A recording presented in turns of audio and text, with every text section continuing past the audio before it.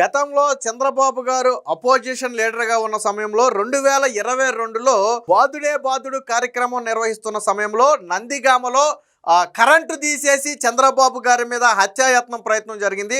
మనందరికీ తెలుసు.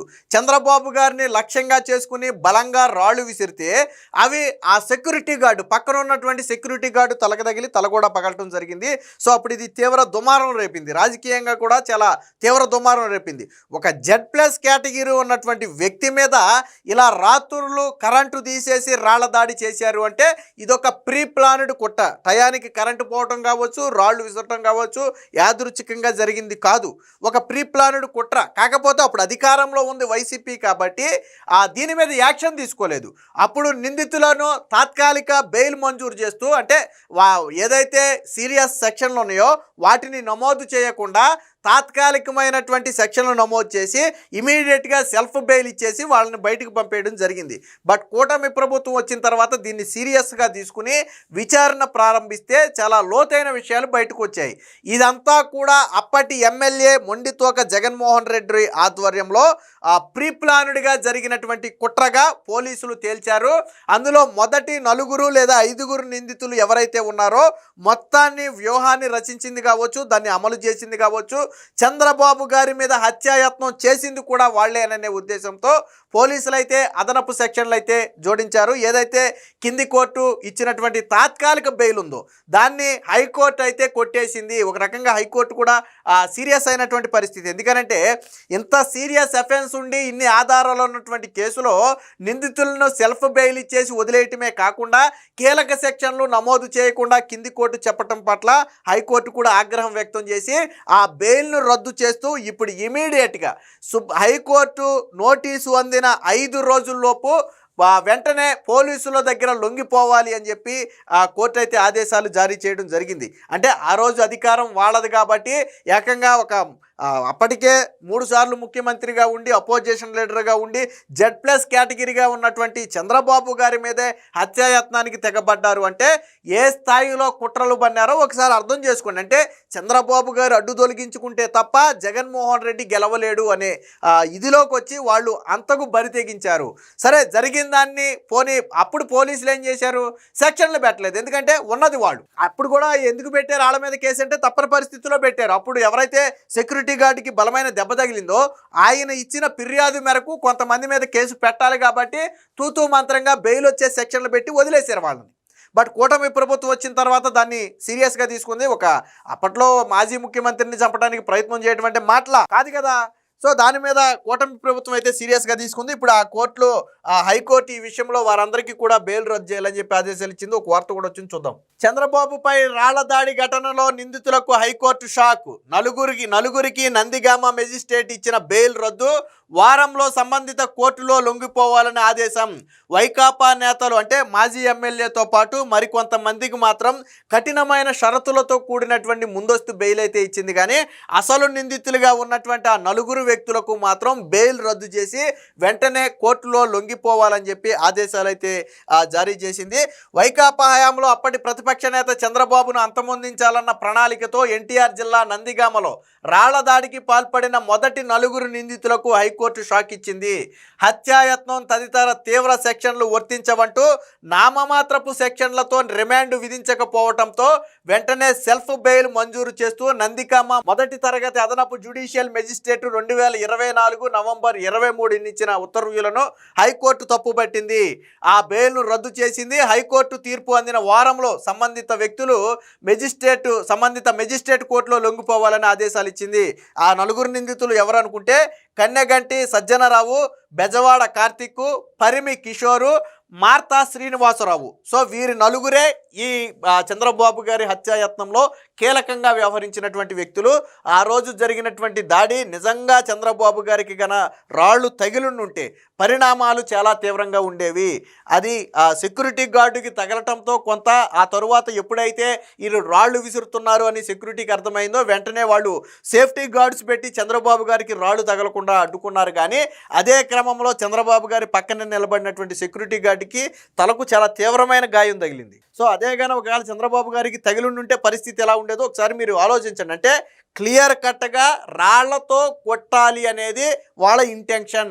ఒక రకంగా చంద్రబాబు గారి మీద హత్యాయత్నంతో సమానం ఇది. అదే సమయంలో బాంబు లాంటి తీసుకుంటే అసలు ఎవరు మాత్రమే ఏం చేయగలరు. సో దీని మీద హైకోర్టు కూడా మొన్న సీరియస్ అయింది.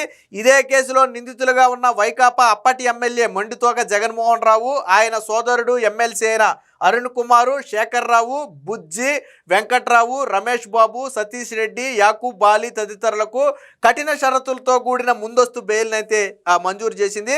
ఈ మేరకు హైకోర్టు న్యాయమూర్తి వెంకట జ్యోతిర్మయి అయితే తీర్పునైతే వెలువరించారు.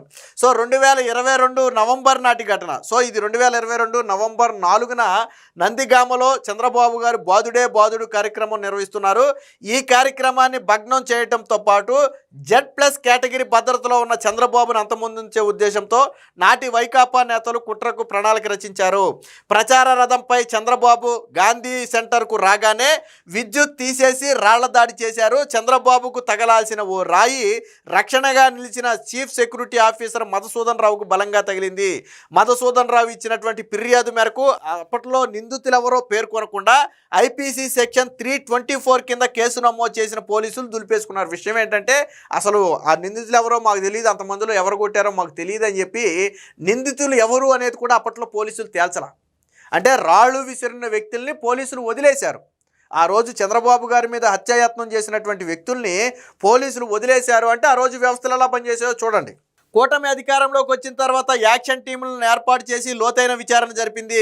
చంద్రబాబును అంతమొందించాలనే కుట్రతోనే ప్రణాళిక రచించారని విచారణలో తేలింది. ఈ నేపథ్యంలోనే ఐపీసీ 120B అంటే నేరపూరిత కుట్ర, ఐపీసీ 147 5గురు లేదా అంతకంటే ఎక్కువ మంది దొమ్మి లేదా అల్లర్లకు పాల్పడటం, 307 హత్యాయత్నం, 332 విధి నిర్వహణలో ఉన్న ప్రభుత్వ ఉద్యోగిని గాయపరచడం, 353 విధులు నిర్వర్తించకుండా ప్రభుత్వ ఉద్యోగిని అడ్డుకుని దాడి చేయటం, 149 నేరం చేయాలన్న ఉద్దేశంతోనే గుంపుగా చేరటం. సో ఈ సెక్షన్లన్నీ కూడా అసలు అప్పుడు యాడ్ చేయాలి. ఇప్పుడు పోలీసులు పెట్టిన సెక్షన్లు వైసీపీ హయాంలో నిందితుల మీద పెట్టి వాళ్ళని అరెస్ట్ చేసి రిమాండ్కి పంపాలి అసలైతే. కానీ ఇప్పుడు మనం మాట్లాడుకున్న ఏ సెక్షన్ కూడా పెట్టకుండా అసలు నిందితులు ఎవరో మాకు తెలియదని చెప్పి కేవలం 324 సెక్షన్ 324 కింద కేసు నమోదు చేసి పోలీసులు చేతులు దులుపుకున్నారు. బట్ ఇప్పుడు పెట్టిన సెక్షన్లు అసలు సెక్షన్లు, అందులో చంద్రబాబు గారి మీద హత్యాయత్నం ఉంది, విధి నిర్వహణలో ఉన్నటువంటి ఉద్యోగిని గాయపరచడం ఉంది, దీంట్లో కుట్రకోణం ఉంది, 4గురు లేదా 5గురు కలిసి దొమ్మి లేదా అల్లర్లు సృష్టించే ప్రయత్నం చేశారనడానికి ఆధారాలు ఉన్నాయి. సో ఇలా ఉన్నాయి. వాస్తవానికి ఇవి కూడా 2-3 టీములుగా ఏర్పడ్డ రాళ్ళు కూడా. సో అది కూడా ఇందులో ఉంటుంది, ఒకసారి చూద్దాం.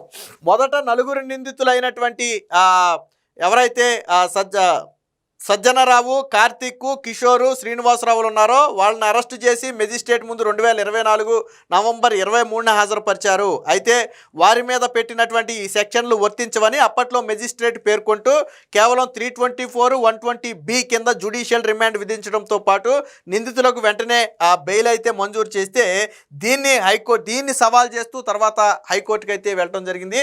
ఇక పోలీసుల తరపున పబ్లిక్ ప్రాసిక్యూటర్ వాదనలు వినిపిస్తూ జెడ్ కేటగిరీ భద్రతలో ఉన్న చంద్రబాబుపై దాడి చేసి అంతమొందించాలనే ప్రణాళిక రచించారు.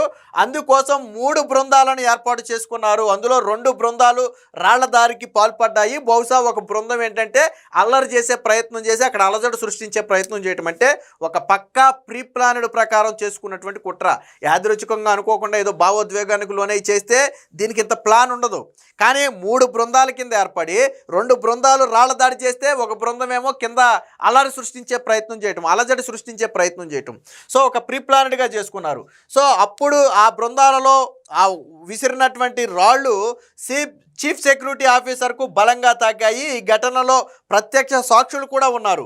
నిందితులు తీవ్రమైన నేరం చేసినా మెజిస్ట్రేట్ మాత్రం ఉదార స్వభావంతో వ్యవహరించి బెయిల్ ఇచ్చారని, ఇప్పుడు చెప్పినటువంటి సెక్షన్లన్నీ కూడా వారికి వర్తిస్తాయి అని చెప్పి వాదనలు వినిపించారు. సో ఆ వాదనలతో ఏకీభవించినటువంటి హైకోర్టు అంటే ఇన్ని స్పష్టమైన ఆధారాలు ఉంటే అసలు బెయిల్ ఎలా ఇచ్చారు, నిందితుల మీద ఈ సెక్షన్లు ఎందుకు పెట్టలేదని చెప్పి కింది కోర్టు మీద ఆగ్రహం వ్యక్తం చేయడంతో పాటు వెంటనే ఈ సెక్షన్లన్నీ నమోదు చేసి ఎఫ్ఐఆర్ ఫైల్ చేయాలని ఆదేశిస్తూ వెంటనే వారం రోజుల్లో ఈ నలుగురు నిందితులు ఎవరైతే చంద్రబాబు గారి హత్యకు కుట్ర పన్నిన ప్రధాన నలుగురు ఉన్నారో వాళ్ళ నలుగురు కూడా వారం రోజుల్లో కోర్టులో లొంగిపోవాలని ఆదేశాలు అయితే జారీ చేసింది. ఇప్పుడు వైసీపీ మేడకు ఉచ్చుప్పుడు బిగసిపోతుంది. ఎందుకంటే వీళ్ళని కస్టడీకి తీసుకున్న తర్వాత అసలు కుట్రకు కర్త కర్మ క్రియ ఎవరనేది తీగలాగుతారు. ఎందుకంటే ఇప్పటికే అప్పుడు మాజీ ఎమ్మెల్యే వీళ్ళంతా మా ఎమ్మెల్సీ వీళ్ళంతా కూడా ముందస్తు బెయిల్ తెచ్చుకునే ప్రయత్నం చేశారు ఆల్రెడీ ఇప్పటికే.